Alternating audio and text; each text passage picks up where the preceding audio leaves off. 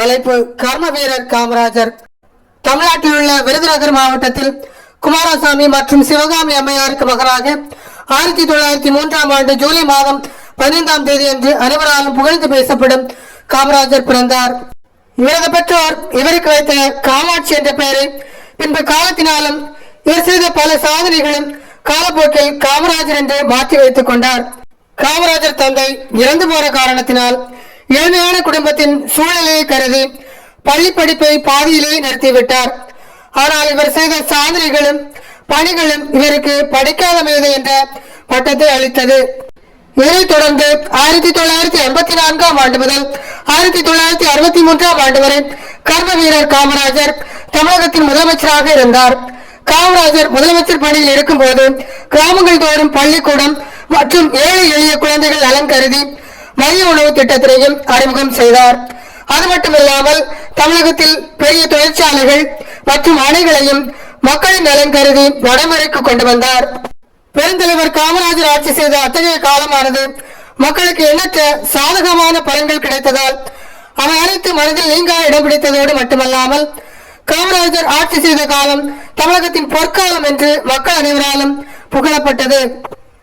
காமராஜர் தன் வாழ்நாள் முழுவதையும் மக்களுக்காக மட்டுமே அர்ப்பணிக்க வேண்டும் என்ற நோக்கத்தோடு கடைசி வரை திருமணம் செய்து கொள்ளாமலே வாழ்ந்தார்.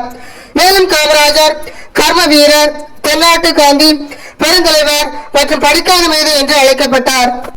1953ஆம் ஆண்டு ராஜாஜி கொண்டு வந்த குலக்கல்வி திட்டத்தால் எதிர்ப்புகள் கிளம்பியது. இதனால் ராஜாஜி அவர்கள் பதவியிலிருந்து விலகி தன் திட்டத்திற்கு ஸ்ரீ சுப்பிரமணியத்தை முன்னிறுத்தினார். கட்சி சட்டமன்ற உறுப்பினர்களின் கூட்டத்தில் காமராஜர் பெருவாரியான வாக்குகளை பெற்றதால் 1953ஆம் ஆண்டு தமிழக முதல்வராக பொறுப்பேற்றார். மாநிலம் முழுவதும் அனைவருக்கும் இலவச கட்டாய கல்வி சட்டத்தை இயற்றி அதை தீவிரமாக நடைமுறைப்படுத்தினார்.